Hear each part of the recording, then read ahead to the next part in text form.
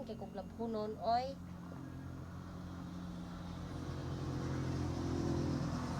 Nagtipo kay gilantan man ugay wa kalaba. Tibo ang labhunon.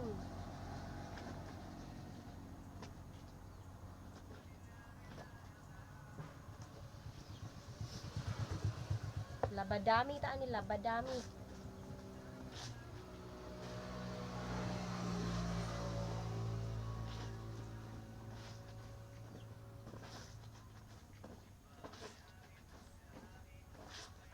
Nabata mintra sa tulog pangbugoy. Sa pagmamata to niya, ato biyaan. Maghilak na to.